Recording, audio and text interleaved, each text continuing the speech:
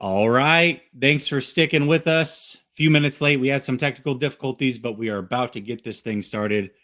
Doing this roundtable, but it's a little bit different. We're doing Twitter all-star style. So I got some of the homies from Twitter here, and we're going to have a lot of fun. We're going to do this very, very differently than you've probably seen any other shows. So make sure you stay tapped in. We'll get it cracking right after this.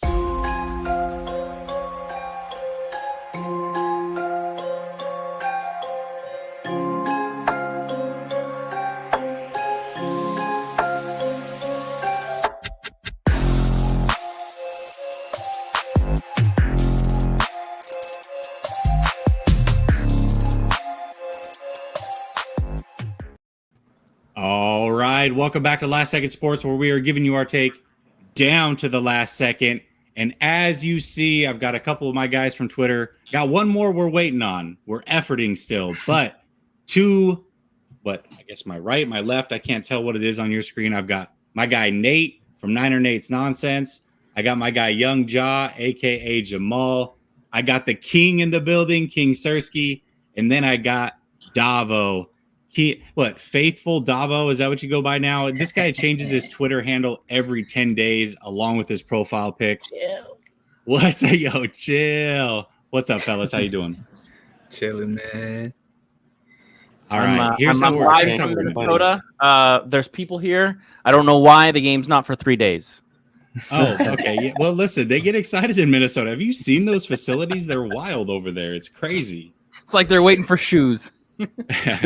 All right, here's how we're going to do this. Just to keep I guess to keep things in order. The best way to do this is we have 10 topics total. We'll see how many we actually get through. But what I'm going to do is I'm going to shoot one of you a topic. I'm going to put a 2-minute timer up.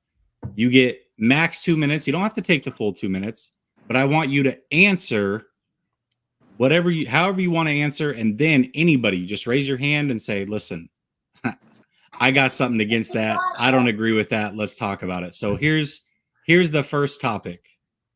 Nate, we're going to start with you. You've got 2 minutes. Oh, wow. More receiving yards this season, Aiyuk or Debo?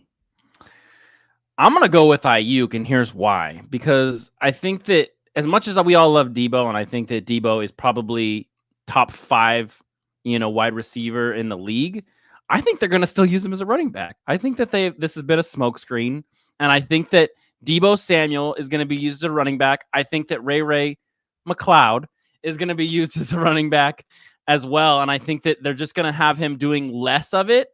But I think that Debo is still going to be a pretty big part of their run game, and I think that it gets misconstrued because I don't think people understand like how much Aiyuk and Trey worked together this offseason. I think that's a huge factor. I think when you're spending constant time with the guy and you're just in touch with him, I think it's going to be a Steve Young, Jerry Rice type of combination. Like, these guys are just going to be in sync. I'm super excited. I'm sad they're not going to show it to us during the preseason.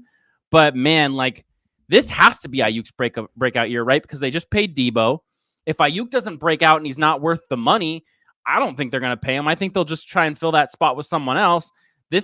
It has to be Aiyuk. If it's not, I'll be blown away because it means that they're probably going to go get a different wide receiver too next year. And I just think that Debo got his money and Debo just wants to win. And Debo doesn't care how he wins, what he does. He'll be a running back. I think that he kind of came out on Twitter and was like, no, I wasn't against being an wide receiver running back. So I think it's going to be Aiyuk. I'd love to know if anyone else thinks otherwise, but I think it's going to be Aiyuk. Okay. Anybody got a rebuttal to that? Damn, give him the talk the rest 20 seconds, bro. Damn. It's like, nah, I agree. I agree. Jesus. Nah, you don't have to go the full 2. You know what? I'll rebuttal on that just a little bit. I'll say this, and can you guys hear me clearly? Yeah, we got you. Mm-hmm. Okay, for sure. So I'll say this. I do think that Debo Samuel probably will still end the season with more receiving yards. Will he be used as a running back? For sure. Because I think you want to use his full skill set. And we just saw the other day in practice, the potential of a triple option. Whether they do that consistently or, here and there, I don't know. But that threat is out there, which causes teams to have to at least, game plan for it a little bit. So do I think he won't be using the backfield? No, I definitely think he will. I think he'll be a big part of that as well. But when you have, and then you add in Trey Lance's legs, we also did draft TDP. We still have to see something from Trey Sermon. And we still have Elijah Mitchell so long as he's healthy. And we'll see what happens with Jordan Mason, Michael Hasty. There's a few guys back there. So will we see him back there running the ball? I do think so, but I think it's going to be more. I don't want to say like specialty, but I think it's going to be more scheme with him actually getting the ball out of the backfield. Now, when it comes to him receiving, I'm going to say I think he will be receiver one still, for the simple fact that I still see him as the number one option on this team. He's probably the number one weapon in the league, but because of that, you want to use all of his abilities to the best of his ability. Will he have to carry the team like we saw this past year? No, probably not. So I'm not going to hedge my bet, because I am going to say I think he's going to lead the team in receiving yards, but I do think Aiyuk will probably be the leader in yards per catch. I think Aiyuk probably has more yards per catch. I think he gets further down the field and makes more splash plays than you see from Deebo Samuel, because really he works best getting the ball in that short to intermediate range, and then the ability to also extend and get yards after the catch. Aiyuk can do the same thing. I know my time's running up. I'm going to go ahead and say Deebo ends the season with the most receiving yards, not by a lot. I think it will be close because he's the number one option. But that's actually bold, right? Because you said more yards per catch, which actually, I mean, that would be big also. Jamal, your stuff's cutting out a little bit. Leave and then come back in. I'll pull you back in, okay? Treyway, do you have a rebuttal to that, or does anybody else have a rebuttal? Good morning, sunshine. Move on. Hope sleepyhead. Yo, what's up? Can you sleep, no, I man? don't actually. I kind of agree with that. I do think it'll be Devo, but it won't be a lot. I just think that because Trey's ability to throw deep, it kind of opens up a lot of the underneath stuff. All right, that's totally fair. Listen, I think Aiyuk's going to lead the team as well. I mean, to me, Nate said everything. Like, these guys work together in the offseason. They have chemistry, clearly. I think that watching the NFC Championship game really opened my eyes to how much Aiyuk was open downfield. And I think Trey Lance is definitely going to take advantage of that. So, to me, I agree with that wholeheartedly. What's up? Can I say one thing, too? I just think that the 49ers are going to be really interesting because of the fact that they drafted Danny Gray, and they already showed you how they're going to use him in 1 week of the preseason. Like, this kid is going to be a downfield, wide open type deep receiver threat. I wouldn't be surprised if he has a good amount of yards, just because he's going to have games where he has, 200 yards because they're just throwing deep balls on bad teams. Because I don't think the 49ers are going to be a team they're going to let bad teams stick around this year. I think they're going to punch people in the mouth. And I think that by punching people in the mouth, they're going to throw deep balls because it's something that is going to make other teams they play throughout the season. It's going to make the Chiefs like the Kansas City Chiefs are going to have to be honest with the 49ers, which they weren't in the Super Bowl. And I think that having Danny Gray just kind of proves that. And I think that people are underestimating how important he is to this. But I still think it's Aiyuk and Deebo 1 and 2, but I think Gray could be 3. All right, perfect. Let's move on to the next topic. Job, we're going to keep it in the old order. You'll go on this one. Ward or Warner? Who is more important to this defense this year? And you said me, right? Yep. Ward or Warner? I'm gonna say. I'm sorry. Can you come back to me? Come back to me. Yeah, you're good. You're good. Let's go Davo. Ward or Warner? Who is most important to this defense? I'm gonna be honest. I think it's Ward. We're gonna try various, right? No. Sorry, Jimmy. I should probably be clear. Jimmy Ward. Yeah. Damn. I think it's Fred still. I think without Fred is really the glue of this team for real. It's Fred. You think so? And the reason that I brought up Jimmy Ward is because a lot of us have had this conversation, right? Where the defense is going to struggle without Jimmy Ward. And which is crazy to say because there's a lot of talent on this defense, but they're not being the second safety over there or a guy that started in this league. A lot of people are worried about that. We did see them both miss some time last year. So you think that Warner's the true leader of this defense? You think he's the one that's the most important? Yeah, I mean, it's really obvious, to be honest. Like, without Warner in those last couple games that he missed, we kind of struggled on his side of the field. Without Ward, we kind of found like a replacement, even if it was for a game or two. I don't know. That's Fred Warner, man. He said Right. he's him. I got you. He's him. All right. Can I chime Anybody in got there a just for rebuttal? a quick second? Yeah, It's not even yeah. a rebuttal. It's just something that maybe to add to Davo's point there a little bit. I'm not gonna lie. This is actually a tough I don't want to say tough conversation. It's a tough choice for me to make because I think naturally, I had never actually thought about this question really, Jesse, until you posed it.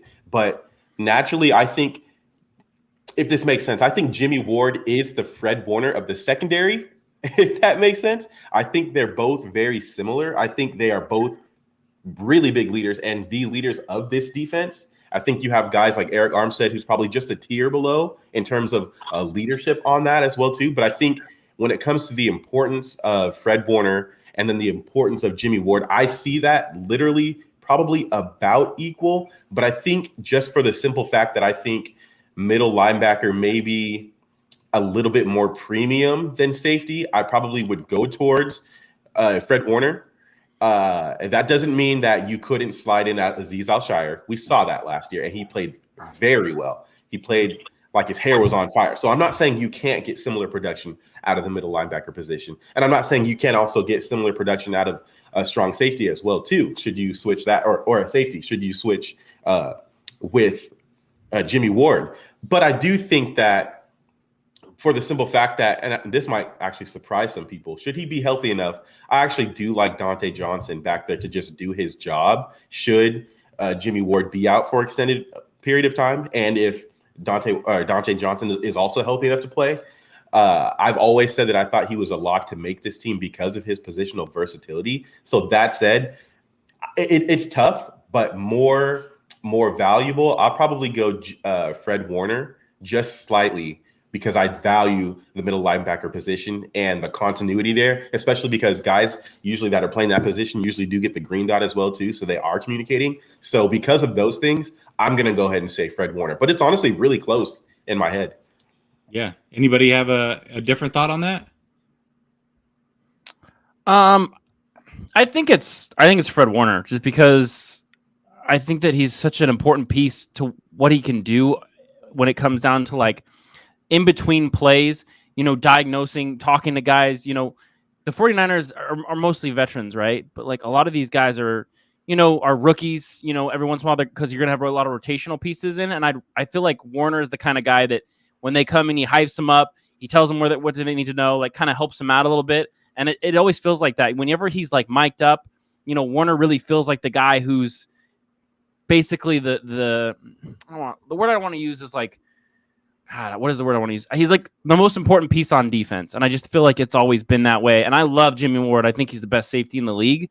But I think that Fred Warner is also the best linebacker in the league. And I just think that he's been so important for this team for years now. And I just feel like there's a word I want to use and I can't think of it, man. But I just think that it's Fred Warner. Absolutely. That guy is unbelievable. Jesse, can I ask you a question? Yeah. Just in regards to that. And maybe this is communicator. Communicator. I'm hoping this isn't a peek into your answer, because I'm sure you want to hear from some of the other guys as well too. Do we honestly? Let me word it this way. Who would you say is the best cover middle linebacker? So covering running backs, covering tight ends, potentially covering wide receiver. Who do you guys think is the best cover middle linebacker in the league? If that's Fred, I don't want to say we have to give the nod towards him, but if you remove him for more than a game, whether it's 2 to 5 games, something like that, or longer, I think you start feeling some of that presence. What do you guys think about that? No, yeah, it gets difficult, man. For sure. Yeah, it'll definitely be different. Definitely be different. He's the best. He's the best in the game. Yeah. I mean, and when you have the best in the game at coverage and just stopping the run, I mean, there's not much you can do. You have to give it to him. The guy is he's constantly communicating. Someone said it, I think it was Eddie. He's communicating with everybody all the time, let him know what to do. And that's a huge part of football. I think people, who just watch the game casually don't understand. Like, these guys are always talking. There's constant talking every single minute they're on that field. And it's not bullshit like, oh, I'm sorry, can you swear here? Yeah, you're good. Oh, okay. It's not bullshit like, hey, what are you doing this weekend? It's like, hey, watch the watch right guard. He's going to pull, or watch the running back, watch the second, different things like that, right? And I think that Fred is so good at that, and it's so underestimated how good he is at it. Let me get to these super chats, and then if nobody else has anything to say on it, I'll quickly answer, and then we'll move on to the next one. Sersky, this next one's going to be coming to you. Just a heads up. So, Okay. Mariah tapping in, always showing love. We love Mariah. Says paying it forward. The love I got today. Much love to you fellas. You all know you're my guys. Keep grinding. Keep killing it. See you at the top. Absolutely, Mariah. We I appreciate love you. you. Salute, Much salute, love. salute. 49ers throwback says, I'm not worried about the Bears despite Ward hurt. Yeah, I'm not too worried about the Bears either. Some people overblew that maybe. Too bad Kevin's not here, but maybe he has a different thought on that. Chris, somehow not on the show, but wants to insert himself into the show, says Fred Warner is my leader. He will wake anyone up. Yeah, we certainly saw that. And then Auntie tapping in, she says, I love to see it. We have the best fan base. Bang, bang, Niner gang. Well, Hey, to each and every one of you, we appreciate you. We love you all. Let's show some love. Here's how we do it. Hey, I just want to say I do get a cut, like a percentage of all that, right? Of all the super chats, right? I mean, that's why they donated because of me. I am starting the show, so I feel like y'all should. Man, you interrupted He just Jesse's brought- You Yeah, interrupted yeah, Napoleon yeah, Dynamite. yeah. What are you doing? Oh, my fault. My fault. Bro, Oh, that's go ahead. bad rule. Now, Auntie, we got you again. Go ahead, Jesse. We got you. Go ahead. Now look at him again. Chris says, Jimmy G, Trey Lance, stop hating. God, we hate you, Chris. We all hate you equally. block I him. promise. Your Block edits him. aren't that good. I don't like Oh, Block wow. Jeez. No, I'm Guess who kidding. just I'm got kidding. a They're the never best in got the a world. thumbnail made for him Is he ever again. No, I'm just kidding. They're the best in the world. All right, let me say this. I'm gonna take the opposite. I'm gonna play devil's advocate there here. I think Warner is clearly the better player. I don't think there's a debate about that. I mean, we're talking arguably the best middle linebacker in the game. Ward, I think, is a top 10 safety, super underrated, but Warner is a better player. That said, I think this secondary, as good as it is, can be in a world of hurt if Ward is out. And I said this earlier on, in spaces, actually, where I don't know what Hufanga is. I like him. And if the 49ers are going to play cover one and allow him to play in the box, I love that. But if he's forced to be the single high safety, or it's Moore or Odom, one of those guys has to be a two high safety with them. I don't know if I trust that. And so for me, I think Aziz, Greenlaw, those guys can certainly cover up for Warner missing a game or two. Ward missing games against good teams. I just don't like the communication and the overall skill set without him. So to me, I'm going to go Ward on this one. All right, let's move on to this. Sersky. Trying to give you a good one here. Let's see. All right. Jimmy G. Is he traded? I had to give this one to Sersky. Oh my Is he God. traded He smiled so or is much. he cut? What happens with Jimmy G?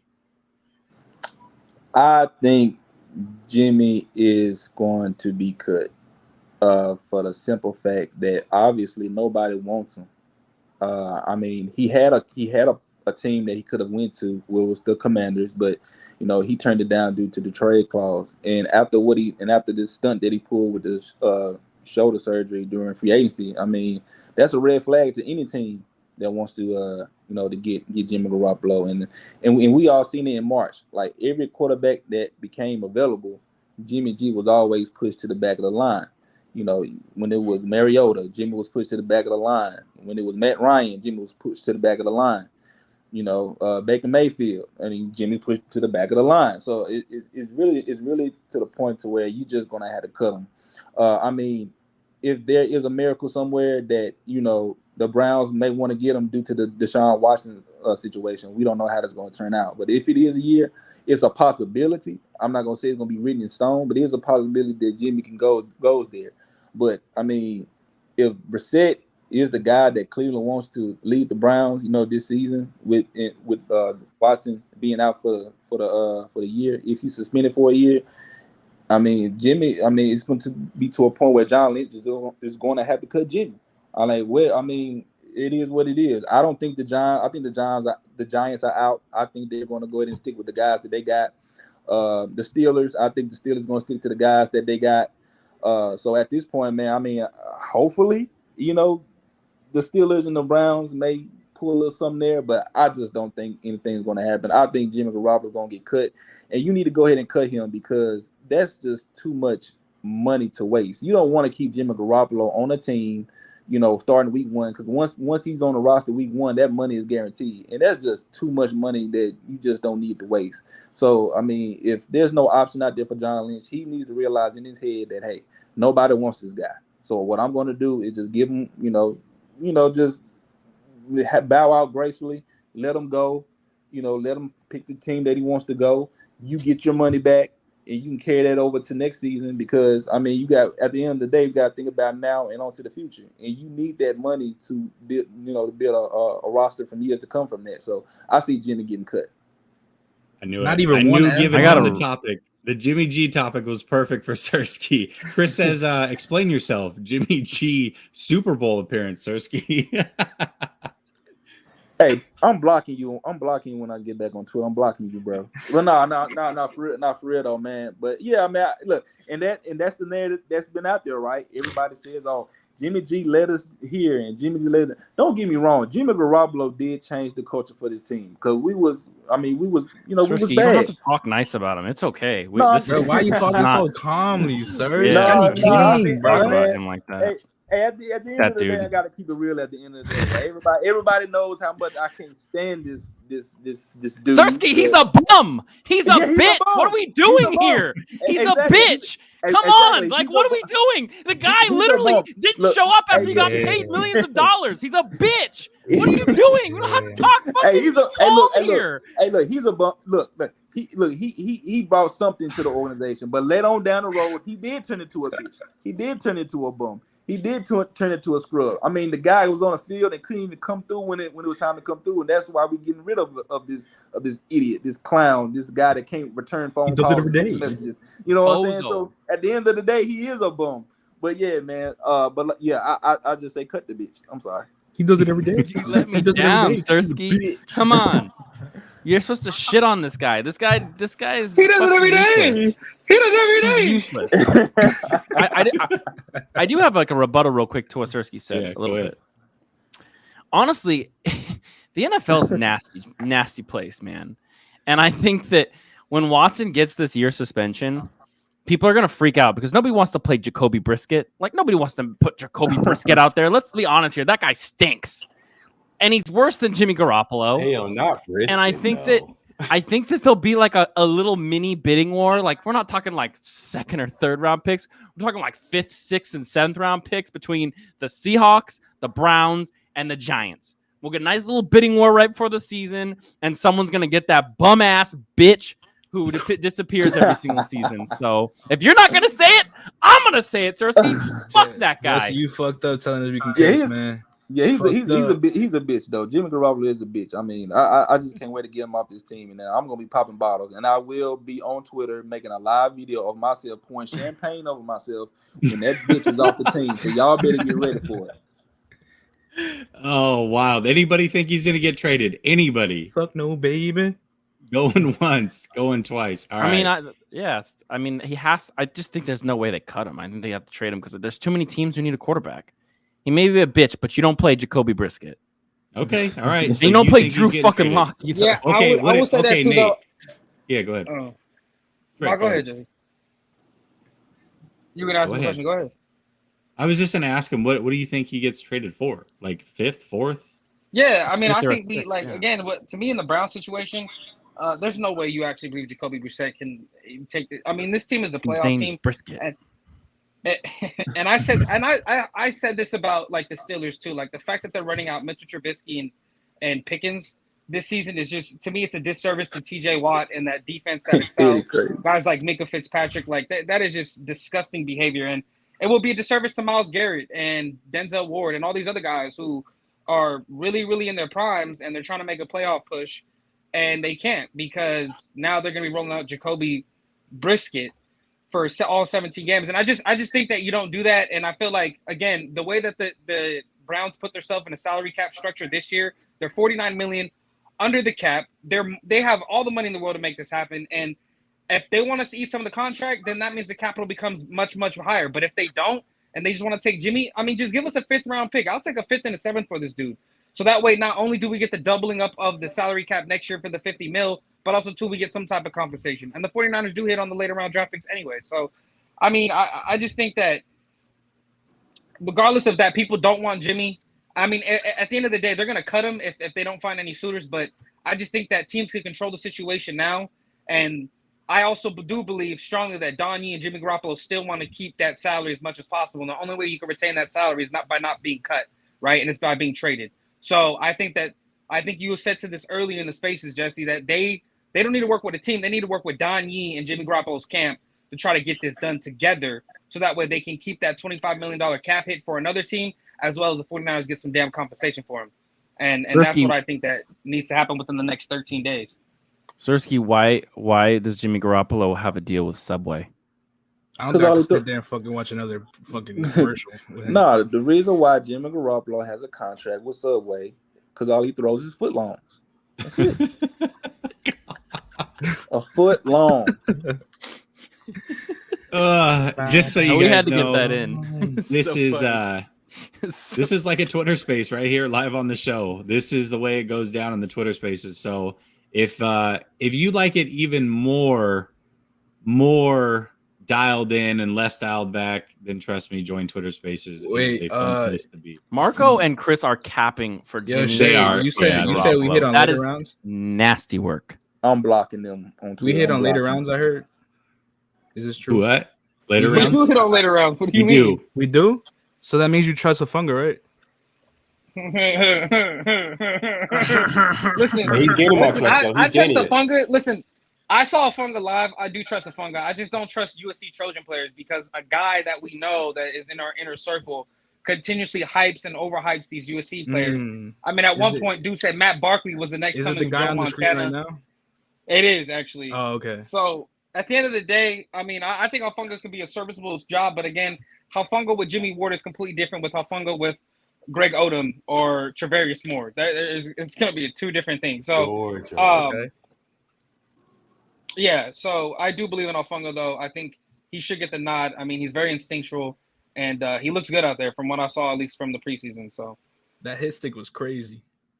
It was. Yeah, step back. Listen, this is a mild-mannered Twitter space. Let's put it that way. Usually, you'll get somebody come in from another fan base, and then all hell breaks loose.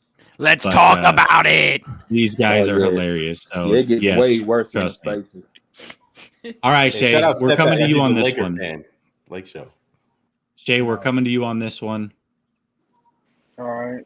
I'd ask your brother this, but I feel like you've got something to say on this one too.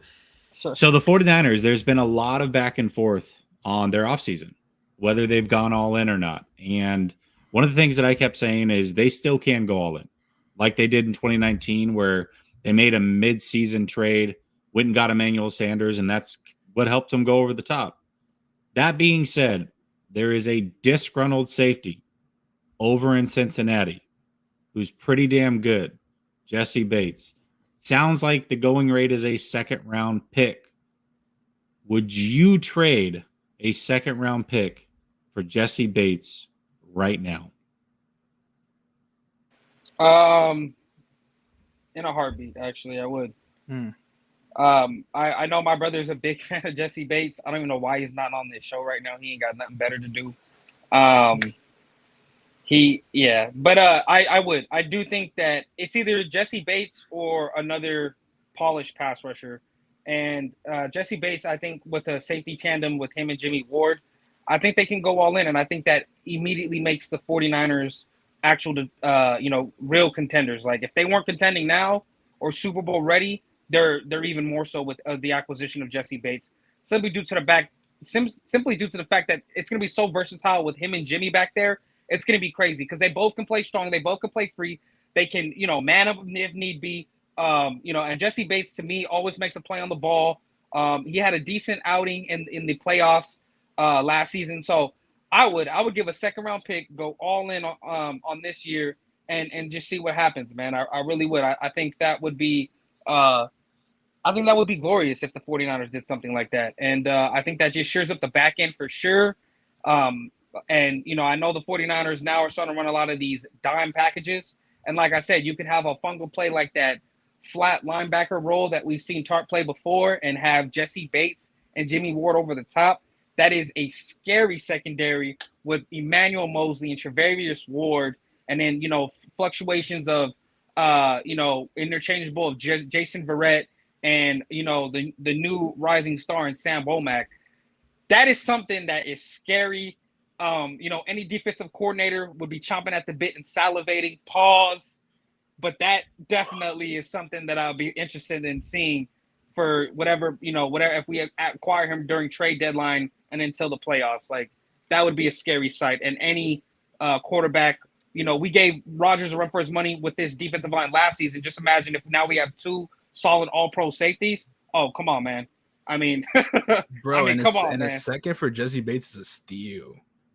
That would be an absolute steal. Literally, a second for Jesse Bates is a wash because he was a second-round pick in 2018. Yeah, it would actually be a wash. So I think if that were to happen, clearly the Bengals ideally they don't want to trade him, like they don't want to. But if he's so disgruntled to the point where he's not going to take any less from the Bengals, keep in mind as well, who is Jesse Bates' agent? I forgot the guy's name, but it's the same agent Jalen Ramsey has. Do we think they're going to take like hometown discount type? I don't think so. And playing based off the season and the playoffs that Jesse Bates just came off of, as well as Shay just said as well, like he had an interception in the Super Bowl. He plays really well. It's not just about interceptions, right? But it's icing on the cake a little bit. And he's not a guy that's consistently going to give you, 4, 5, 6 interceptions every year. But he is in my opinion, he's a borderline top 10 safety. And then also, like, he's still 25 years old. The kid is 25. So his best football may potentially be ahead of him. Jimmy Ward isn't going to be getting any younger. So if the 49ers value this guy that way, and they're willing, I think they got to be willing to give up some big bucks as well, too. I think that's a potential trade that I'd love to see it. I would love to see him on the 49ers. But I did want to say real quick that if he were to get traded for a second, that's literally a wash because he was a second-round pick. Well, I think it's realistic, though, because at the end of the day, he's franchised this year. So technically, the time has passed. He can't sign with another team, right? Like, he's under his franchise tag, and then it's a handshake of a deal. But there's no guarantee that he stays with that team. So if he were to get traded, and I think it's highly unlikely, but if he were to get traded, I'm not giving more than a second-round pick on a potential that he may not even come back, right? And that's, to me, it's one of those moves, much like the Rams made last year. They gave up a lot. I think they gave up like a second and a third to get Von Miller. Now, it was a little bit different because the Broncos had to eat that full salary. But that was a 1-year rental on Von Miller. So we might only be able to rent him for 1 year. On the flip side, he also might be the future because Jimmy Ward's not signed long-term. This is his last year as well. So you get to play those guys together, which is great. The 49ers like to run 3 safeties. To me, you can put Hufanga in the box, allow those other guys to roam. You could even put one of them in the slot to cover somebody if you really need to and get desperate. And then after this year, you can let Ward walk. You give the bag to Bates, and then you're still set up with a 25-year-old safety for the next 5 to 7 years, right? So to me, like, this is one of those moves that if they did it, they are the best team clear-cut in the NFC right now, in my opinion. So is it possible? Go ahead, Nate. I think they're the best team in the NFC right now. I don't think there's a question. I mean, I understand we can talk about the Rams. They got worse. Their quarterback. How many question marks are there around Stafford this year? Like, no one's talking don't about go it. too far into it because it's one of the topics, Nate. Okay, it's one of the topics. Don't go too far. We won't go too far. But I'm just saying, like, I think they're already the best team in the NFC. Like, Green Bay can't beat us. Tampa Bay can't keep any linemen healthy. Who knows what's going on with Tom Brady? He hasn't been there in 2 weeks now. Like, what? Like, I mean, I understand he's the GOAT, and I get that, whatever. But like, I think the 49ers are the best team in the NFC. Now, the best team in the NFL? Absolutely not. Those AFC teams are insane. I think if they got Jesse Bates, it would just be that next step should just make sure that the Rams don't catch up to Daddy. Did you just call us Daddy? No. I called the Niners Daddy of the Rams. Bro, Stafford has fucking elbow fatigue. Come on, man. This is a joke. Well, he said that's a question on here, so I didn't bring it up. All right, real quick. Sadak King says, my only concern with this team is the O-line besides Trent Williams. The O-line will dictate how far this season goes. Yeah, listen, it's going to be one of the topics. It's probably going to be the next one, so I'm not going to go too far into it.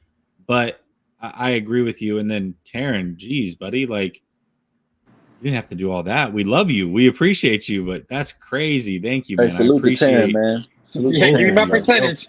Give me my percentage. Give me my percentage. You got your 30 cents for showing up late. We Yo, appreciate it. that's Let me show you love real quick. 333333333.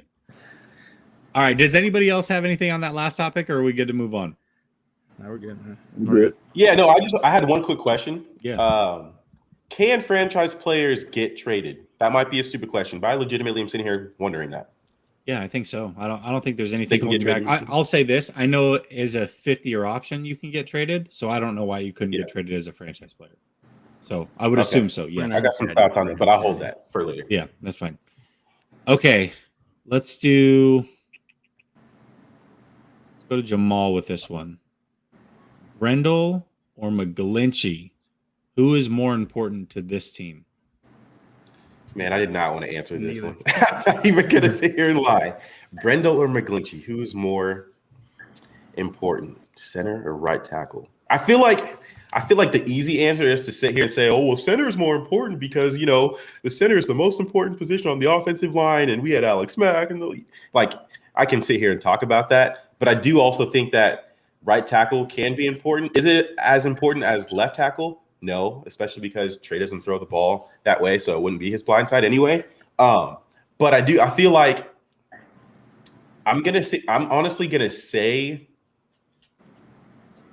I'm going to go center for the simple fact that if I look at the depth behind Mike McGlinchey or guys who I feel like could potentially fill in at right tackle, I don't think you're going to get the same production out of a backup, whether it be Burford or anybody who would slide over. I don't think you get the same production, but I feel like you can get similar production. We know that Mike McGlinchey is much better in run blocking, right, than he is pass blocking. We'll see this season, especially if he stays healthy, if that gap can kind of close a little bit, especially because he is in a contract year, right?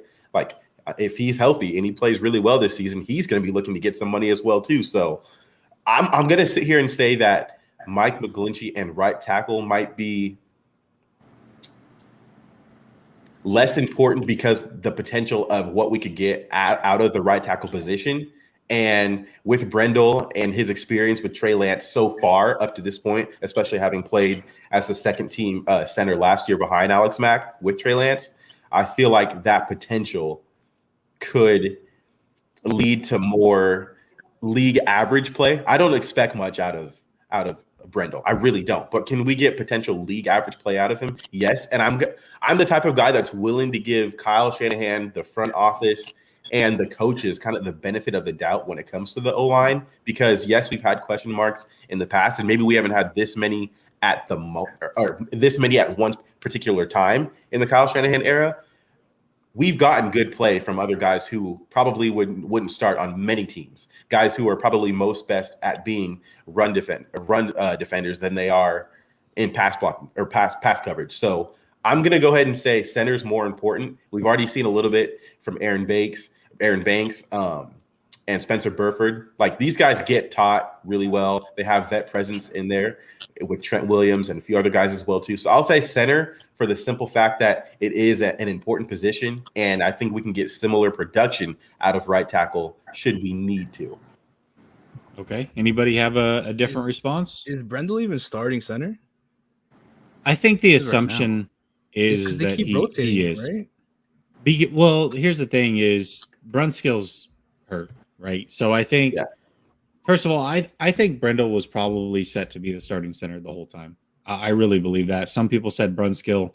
I thought it was Brendel the whole time. Brunskill is out now too, so I think it's Brendel's job to lose. So, But I mean, aren't y'all kind of like concerned about the right tackle because Mike McGlinchey is, I guess you want to call it a setback. Don't say it. I mean, it's just. I mean, I don't know. It's Mike like McGlinchey till I fall off. it's like I think I think that, they should have got rid of that guy number 10 to get to use some of that money in the free agency, like to get somebody for right tackle, because we all thought that Mike McGlinchey. I mean, we seen Mike McGlinchey look good, before OTAs. He was running good, feeling good, and he was back down the practice field. Now he has a setback again. I mean, I was kind of concerned when the 49ers did pick up that 5th-year option, because the guy he's just one of those guys that gets hurt. So I mean, shouldn't we like be concerned about that? Like, how do you all feel about the right tackle position? Because McGlinchey once again is hurt again. Like, I feel like Mills is gonna start.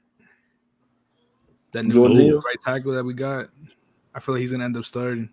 They say he's playing good, like in right practice and stuff. He's got good practices and stuff. Yeah, Davo got. Might be right, Davo. Yeah, you might be right about that. Yeah. Here's the thing: it's so late into training camp to make this move now. But if it was me, I'd put Burford over at right tackle. I'd put Poe at right guard, and that's how I would roll. Because I've heard nothing but amazing things about Poe. Sounds like he's an anchor. He does not get moved. Burford can play tackle or guard. I feel like he's built more like a tackle, but he's just been so good at guard that they've made it work because they do have McGlinchey.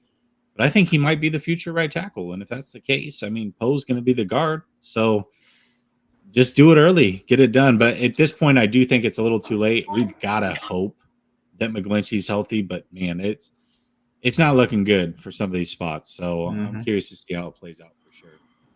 If there's one thing I'd add there too, I want to just really spotlight the word that Sersky used. He did use the word concern. I think that's the perfect word to use. He's not up in arms saying oh, this dude's going to be trash. He's saying he's concerned about the offensive line. I think that's more than fair. I think that's exactly how I view the situation right now.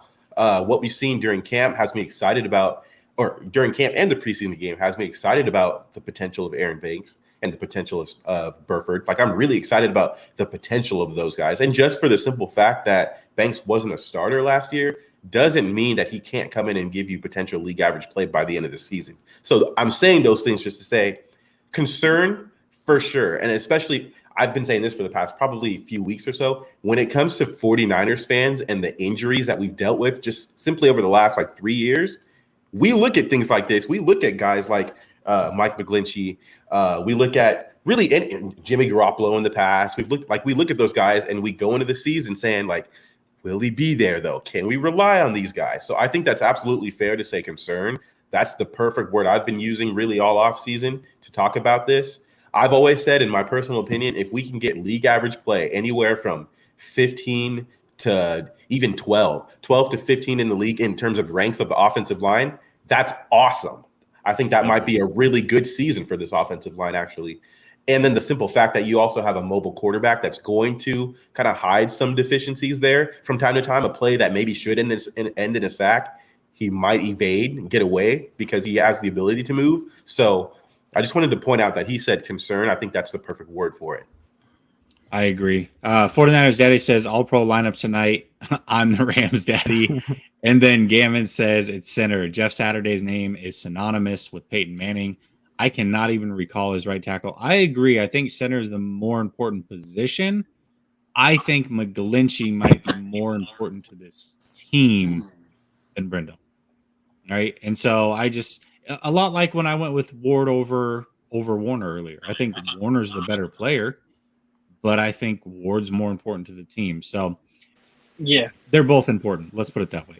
I just want to say a couple of things really quick. I think with the find of Buford, he makes things well, but yeah, I mean, McGlinchey looked lackluster on Friday. Watching him live, he did not look good. But I mean, I think I agree with Jamal though. If we just get serviceable play, man, we should be okay. And this O line is new. It's fresh faces all around. I mean, especially in the interior with Banks and guys like Buford now. So I just think I'm concerned. I think that's the best way to put it. But I still have to see the synergy. Once these guys get some type of synergy going along, chemistry, I think hopefully we can see a better unit. But if not, then definitely if it's pretty still glaring and we're at week 4 and these guys aren't clicking and Brendo's getting blown up consistently and McGlinchey is still whiffing on run blocks even though he's paid to be a great run blocking tackle. I will be okay, well, now we need to get my boy who's a JC Treader stan, JC Treader. Shout out to Kevin. Fair and so enough. the comment that just popped up, Kittle, Debo, Aiyuk, and Trent Williams didn't play in the preseason game, so that's probably why you didn't hear anything about Aiyuk. Yes, sir, Almost yes, all sir. the starters didn't play. A lot of them Yeah. didn't play. Yeah, All of It's them. normal. I think he was joking a little bit potentially. All right, Nate, I know you got to go here in a couple minutes. Let's try to get this last Yeah. topic in for you, and then we'll cover a couple more when Nate gets out. Let's go NFC power rankings. And Davo, I'm gonna start with you, and then Nate, you can get the rebuttal, and then you can go. All right. NFC power rankings, Davo. Where did the 49ers rank in the NFC? 1. I don't even Easy. need a rebuttal.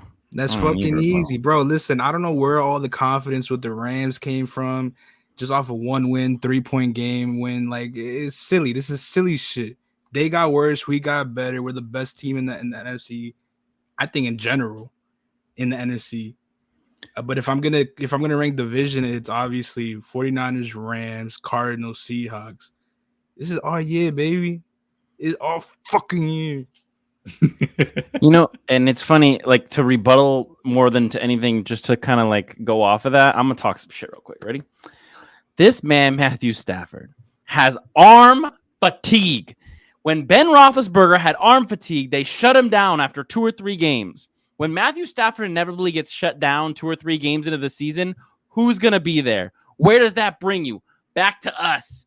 We're gonna run the NFC. We're going to win 13, 14 games. I don't even give a shit anymore. I'm done being reasonable on anyone's channel, on any content about this football team. They are going to win 13, 14 games. They're going to stop Green Bay. They're going to embarrass Tom Brady. He came back 1 year just to lose again because he's a bitch. Sorry, Chris. But I don't care. This is our year. We're winning the Super Bowl. There's going to be another parade in San Francisco next year, just like that Warrior one we just had. We're going to have another one this year. Trey Lance is taking us to the Super Bowl. I don't care what anybody says about him. The dude is ready. He's better than Jimmy Garoppolo right now, and he's going to take all they needed was a deep ball. Getting that deep threat is going to make teams play the 49ers honestly, and they're just going to shit stomp everybody. That defense, nobody wants to come into Levi's and play that defense. By the third quarter, any team that's not willing to get their head stomped in for 60 full minutes will not want to play the 49ers come that fourth quarter. They're going to back out. They're going to sit home, and the 49ers are going to run the ball down their damn throat. I don't give a fuck. The 49ers are winning the Super Bowl this year. I'm done being reasonable on all this bullshit, being like, oh, maybe they'll win 10 games. Maybe they'll win 11 games. Nah, we run the NFC. We're going to beat Buffalo or Kansas City or stupid-ass Russell Wilson. Whatever it is, we're going to win the Super Bowl. I'm done. Done. That man said, mic drop. Damn. All right, Nate. Nate's got to go. Sersky, I muted your mic because for some reason I was getting some feedback. I don't know if it's I felt like it was echoing. Maybe it's not. Maybe I'm. You know what our quote is? I'm sorry, Sersky. We got a quote this season. We're gonna copy the Warriors. What are they gonna say now? After we win this chip, what are they gonna say now? What really do they have to say? Not that whole 95 talk go out the fucking window. I'm sorry, Sersky. Go ahead. No, I was just asking Jesse. I'm good now. Like, I think it's good now. Yeah, I think it was just when Nate was talking for some reason. So I think we're good now. Polo tapping in. This is him. He didn't even say anything. This is him letting us know that he's been snubbed off the show. I think. Thanks for the money, bozo. That man said snub, but take my money. Here, I'll ring it in a little bit. I'm gonna play devil's advocate, but only if Tom Brady is playing. I don't know what's going on with Tom Brady. I almost am starting to wonder if they really beg this man out of retirement. He's like, listen, I'm good. I'm retired. I'm straight. And they're like, listen, come get us some players. Come into camp. See how things are going. We'll give you time in the middle of camp to go home and reassess and then let us know for sure. I don't know if he's committed. This is the weirdest thing I've ever seen. Yeah. He's got some personal things going on. I don't know if it's just he doesn't want to play or he's still thinking about playing. I don't know what's going on. But if Tom Brady is playing, the Buccaneers have a really, really good team. I know their center's out. That's a huge hit. That's where Armstead and Kinlaw really can make a difference for this team and getting pressure up the middle on one Tom Brady. That's where he struggles the most. That being said, I have to give the Bucs the edge. The Rams, I'm not worried about, honestly. I think the Rams have gotten worse. I think the 49ers have gotten better. I think the 49ers win the division. But when it comes to the NFC, Tampa Bay is the one team that can shut down the 49ers run and really make this interesting on the 49ers. So I'm going to go Bucs. Are you not concerned with the injuries they've been having lately? Like this so far this offseason? Well, listen, I'm not concerned about any of their injuries. I could care less. Oh, I'm not. I don't want anybody. Listen, I don't want anybody to be hurt, but as long as it's not the 49ers, I'm straight. So, but by me saying that do you still think they have a possibility with coming out of the NFC with all the injuries coming out, especially in the O-line? Especially since Tom Brady's old ass, probably not gonna be able to move up that damn line. Yeah, I mean, I would say that we have some concerns along the O-line as well. Right? Like I don't think it's perfect over here. We got the baby goat though. We got yeah, but they got the goat. They got the goat though. They got the real goat. But the goat can barely fucking get off his wheelchair. You know. Hey, I got a thought on that though, Davo. Because if you look back when Tom Brady played that vaunted, I shouldn't say vaunted because they were vaunted. Played when he was with the Pats and they played the Seahawks in the Super Bowl. Like, how did they win that? That Super Bowl, the Seahawks that defense was dominant, right? Like they were nasty. How did he beat them? He dinked and dunked and took what the defense gave him. So yes, I know that he's the GOAT. If there's one thing I would add to that, it's that he looks better, obviously, with a good offensive line, and obviously any quarterback does. But if there's one guy who's maybe not mobile that I think could find some ways to work around a shoddy O-line, it would be that guy. Now, I also want to be clear and also say that when he's had not necessarily the best O-line, we did see him have a season-ending injury against Kansas City. I forgot what years that was. So, like both options could happen. But I think, like, I truly do agree with Jesse. Like, I feel like you have to give Tom Brady the credit that he deserves because he's kind of earned that credit. And it's not just Tom Brady. This isn't like the Patriots his last season when he was there and they were like missing talent. That Buccaneers team has a lot of talent.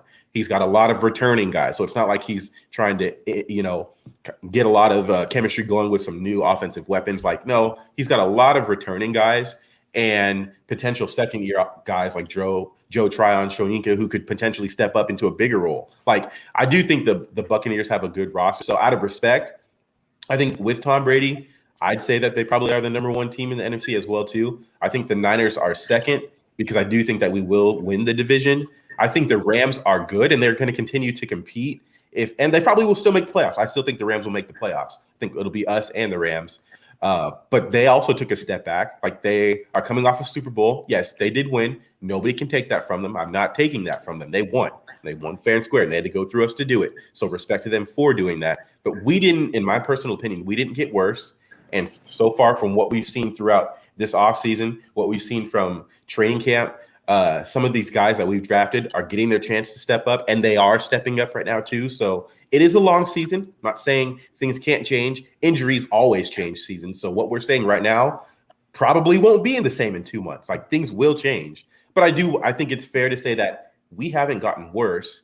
And many of us think that Trey Lance will be an upgrade to Jimmy Garoppolo. Will it be the same? Will it look the same? No. Two totally different styles of quarterbacks. But I do think that Trey Lance is an upgrade. So that said, I think the Niners probably will be first in the NFC West. I think the Rams will be second. Until proven otherwise, I don't trust the Cardinals. Do they have a talented roster? Absolutely. Do they have a really good quarterback? Yes. But I can't guarantee that he's going to stay healthy. He's also very small. That doesn't help him. And that's not a shot at him. He is a smaller quarterback in height. He's not necessarily small in like his build. He's a stocky dude. And he throws the ball very well in Kyler Murray. But I haven't seen him consistently stay healthy either. And that team clearly goes as he goes. So until proven differently, I've got them third in the West, and then the Seahawks, I don't see much out of them. We don't even need to talk about Seattle. It's a long way to say that I agree with Jesse. We're not going to talk about Seattle. Yeah. Gammon says, let's be honest, Kittle's our right tackle. Yeah, could be. But that's the unfortunate thing. We don't want that. We actually want him to be the best tight end in the league as well. And anyways. All right, Treyway, I'm coming to you. This next one, start, bench, cut. TDP, Sermon, Wilson. Who are you starting? Who are you benching? And who are you cutting out of those three? Honestly, you should have put JaMychal Hasty and Jordan Mason on there. That would have been a Jordan Mason in real time would look incredible. And I guess Yes. JaMychal Hasty is an all-pro preseason player, but he was cutting on a dime. I quote. So I was at the game with somebody. And someone said when he cuts, it almost looks like CJ2K. I'm literally that is word for word verbatim. But I mean, I would start Trey Sermon. I would bench TDP and I would cut Jeff Wilson. Honestly, I just think that I think those two guys. I think they're ready to take the next step.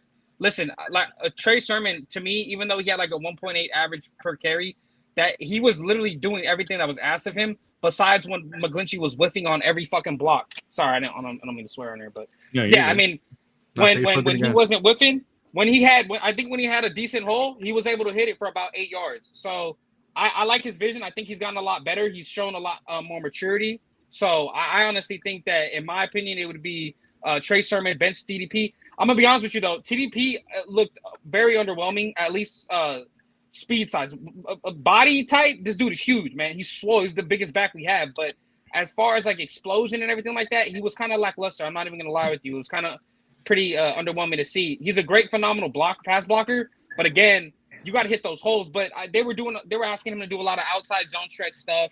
Actually, majority of the game was a lot of outside. Well, that's our scheme, but I think he's there just for the north and south stuff, like the the dives, the 0-1 traps, things like that. And I think that's when you'll see him shine. He did have a couple He had a couple HB off tackle handoffs from the gun, and he was okay.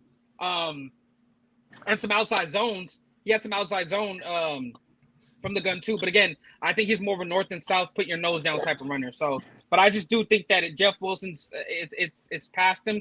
If he does make the team, it's purely because he's a veteran presence and Kyle loves his veterans. That's the only way I can see it, man. So so who do you think are the two that do get cut? Do you think it's going to be Wilson and Hasty, or are you going a different direction? Yeah, it will be Wilson and Hasty. I just think that we've seen this. I mean, if Dante Pettis makes the team just because his caliber of where he was selected, I mean, Kyle's gonna probably most likely do the same thing. I mean, if Jalen Hurd didn't play it down for the 49ers but stayed on the team for like 3 fucking years, I mean, like I said, just where these guys are drafted, their position's safe, and I just don't think they'll be chopped because again, the capital that was already invested, and I do believe that.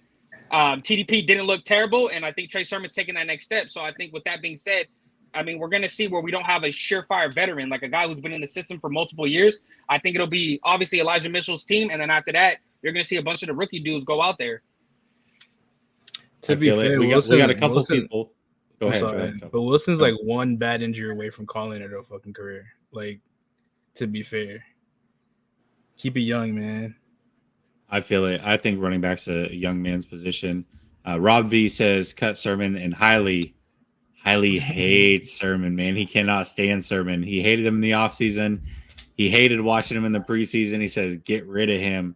So that one's interesting. We cut Rob V? But let me say something really quick to Hiley's point. Hiley, I don't know if you ever watched Holes. That's a famous movie on Disney Channel where the little granddaughter was tired of digging holes. And she was like, I'm tired, Grandpa. And he was like, well, that's too damn bad. Hiley. He's going to be on this team this year, and you could cry about it all you want, all right? Deal with it. This guy's must see TV. It's funny because Hiley and I had some back and forths talking about it. And my rebuttal to him was, I know he doesn't look good with other quarterbacks, and this may be a stupid reason, but at the same time, Trey Lance is going to be the starting quarterback. And for some reason, when he's next to Trey Lance, he looks pretty effective. I can't put a finger on it, but it just works with him. So we'll see what happens. That he drafted was for Trey? Like they drafted him because of Trey? For sure. Yeah, it was supposed to be Trey and Trey. Yep, absolutely. Because of how he ran with Justin Fields in college and everything, like it's going to be similar. Yep, absolutely. Gammon says motivated Murray after humiliating offseason. Maybe. I don't know if it matters. That little man syndrome better kick in quick then. And Polo comes in and says, just want to say this is the longest that I've seen Dabo maintain. You paid $5 for that shit? You should have said that shit to me. Uh, I'm about to change it. Watch this. Hey, can I add? Oh, go ahead. Yeah, go ahead. I was just say Chris says that speed is not everything. Go ahead and add what you want to add. No, I agree with Chris on that too. Speed isn't everything. And I actually thought about this when I was thinking about Talanoa Hufanga, especially after the preseason game. And I won't stay on Hufanga, but I do think it also applies to the running backs and really any position on the field. Listen, once you get to the NFL, any professional sport, you're athletic, right? Everyone is athletic. So when we're talking about, oh, this dude runs a 4.6 or a 4.7, yeah, that's still a 4.6 or a 4.7, and it's slow compared to some 4.5, 4.3 guys. But these guys are still athletic. Just wanted to put that back into context. These are still guys who are deserving of being on the football field. But my point isn't that, because I think football is much more than just your athletic traits. We've seen guys like Troy Apke. We've seen some Dree Archer. We've seen a lot of fast guys who don't turn out very well in the NFL. John Ross, he's been hit or miss. He's only flashed moments here. Like, these guys are fast. So the NFL is not just about speed. I personally think, and I'll go so far as to say, I think 90% of the sport is mental.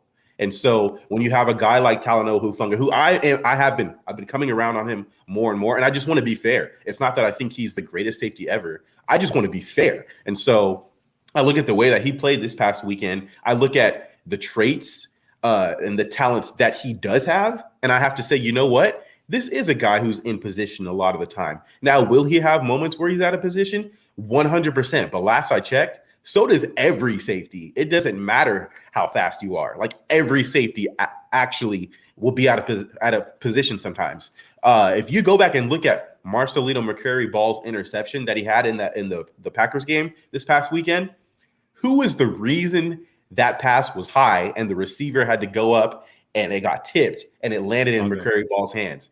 It was Talanoa Hufanga, who played quarters the exact way it was supposed to be played. He saw the eyes of Jordan Love and cut the route off, so he had to throw it higher. So is he the fastest guy ever? No. But I mentioned that because I wanted to talk a little bit more in regards to the running backs. And I think speed, like Chris said, isn't everything there either. At that point, it's vision, and vision comes with the mental side of playing football as well too, like knowing where your blocks are. And you could argue it's the ultimate team sport because you can know exactly where to go and you're still reliant on your offensive line holding up. And I think that's been exactly the case with Trey Sermon in regards to what we just saw this past Friday night. There were multiple times where he's getting the ball and there's already potentially like two Green Bay Packers in the backfield already. That's actually not his fault. So you're seeing his average looking like 1.2 or 1.5 yards per carry. I mean, we have to be fair. I just want to be fair. I'm not trying to be, oh, this guy's right or he thinks he's better. It's nothing like that at all. I just want to be fair and get it right for these guys. And in my personal opinion, you see guys like TDP and Shea said it as well too. Jermichael Hasty, and my personal opinion, he always runs for his life during preseason because I think he knows he's on that mid-tier to where he could potentially get cut. Yes, he's on the bubble. And he plays really well. And I'll be honest, me and Trey said the same thing. We thought he looked really fast on the football field. And I was the person that did say, just simply from a cutting standpoint, just the way he cuts on the field reminds me of CJ2K. That's it, guys. Don't get it twisted. You heard it here first. Jamal said he's CJ2K. You can't cut him. That's what I heard.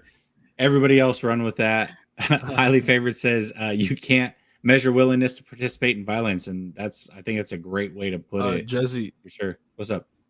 My number one fan, Roscoe, he asked, when are we doing calls? Because he has something to say. Roscoe, come on in, man. I think you got the link. It should be in our chat. You should be able to come on in if you got something to say about this one. I would love to hear it. Yeah. He said my number one fan, Roscoe. Hey, should have been on the show, Roscoe. Gosh, he really damn it. should have. He really should. Listen, I know Shay's got to get to work too, so let's end on this one. For sure. Let's all give a bold prediction, and I'll start. I'll give everybody some time to think. So we'll go Davo, Shay, Sersky, and then Jamal. My bold prediction for this team is that the 49ers finish top 3 in both defense and offense, and finish top 5 in special teams. So they'll finish top 5 in all 3 categories this year. top 3 in offense and defense. That is my bold prediction for this 49ers team this year. Davo, what is your bold prediction for this team? We're going all the way, baby. We're winning the Super Bowl, and Trey's gonna win Super Bowl MVP. It's gonna be beautiful. Dang. Okay. All right. Shay, what about you? Yeah, man. Fuck it. I'm riding the highs too. We going to the Super Bowl. I mean, Trey Lance had a phenomenal training camp today. So, hey, we going to the Super Bowl. All right. I love it. Sersky, what about you? Man, I think I agree with Davo and Treyway, but I'm gonna get this hot take, this bold prediction. I think the 49er defense will have over 11 turnovers. And I think most of it going to come from the secondary. I believe this is the most depth at D-line we had in a long time, and it's full of talent. And with the cornerbacks that we have in Emmanuel Mosley, Jason Verrett, if healthy, all season, Trevarius Ward, Jimmy Ward coming back after week 1, hopefully, and Funga back there. I think the D-line and the secondary is going to help each other out. It's going to be like a marriage. It's going to go hand in hand. And the D-line going to go out there and get after it, force quarterbacks to make bad throws, sack fumbles, things of that nature. So I think this defense is going to have over 11 turnovers this season. All right, Jamal, what about you? Yeah, so I'm going to go with, I think that Charles Omenihu and Kamoko Toure, well, I'll say Kamoko Toure and Charles Omenihu end the season 2nd and 3rd in sacks. It's a bold prediction, so I'm not saying this will happen. I do think that they have a track that to where that can happen, obviously behind Nick Bosa. So I'll say Kamoko Toure 2nd, Charles Omenihu 3rd. Charles Omenihu is in a contract year. I believe Kamoko signed a 1-year deal, and he's been looking pretty good in camp. So I can see that. And then the other one is I think Trey Lance, in his first full year as a starter, throws for more than 4,000 yards. Chris, it's in our Oh, snap. We were in bold predictions? bold predictions. Yeah. What's a bold prediction? Damn, I was speaking Oh, factual. snap. That's on me, man. Yeah. No, you good. Nah, well, I don't know how bold this is, but I think Nick Bosa was DPOY, baby. I think he was DPOY. I honestly do. I think Bosa's going to get around 18.5 to 19 sacks this season, and I strongly believe that he is going to lead the league in tackles for loss like he did last year, but he led it obviously with TJ Watt. But I think his presence is going to be just felt on this defensive line. He's going to wreak havoc. I mean, just looking at him from the camp, I mean, man is built different, like literally built different, like a Greek god. So I'll say this. I asked Grant about Bosa, and I remember Grant told me at one point that the best player, like just the most dominating player he'd ever seen in person, was Aldon Smith. That he would just ruin practices all the time, constantly ruining practices. The offense couldn't even do anything because of him. He said Bosa right now has surpassed anything he's seen from Aldon Smith.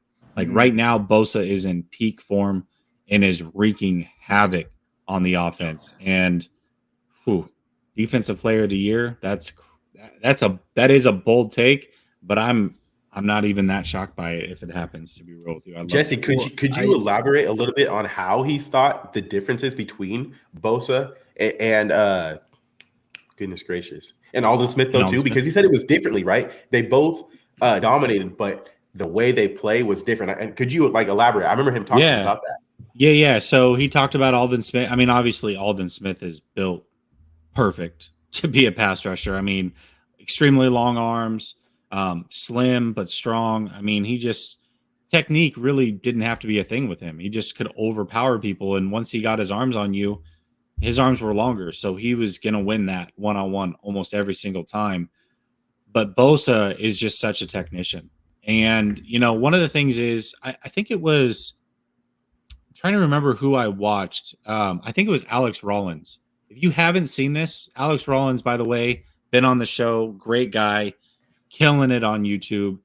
He he put together a Bosa video. I think it was around the time he was being drafted, but he just talked about how he's able to string moves together. And for a rookie, he's never seen anybody come out with as many pass rush moves and counter moves as Bosa. And not only having so many, but being elite at all of them. Like, he leaves no stone unturned whatsoever. And so that's exactly what you're seeing in practice, according to Grant, is that he is just way too good when it comes to putting those moves together. And there's just no way to stop him because of it. So, 30. oh, look at who made an appearance. Look at this guy.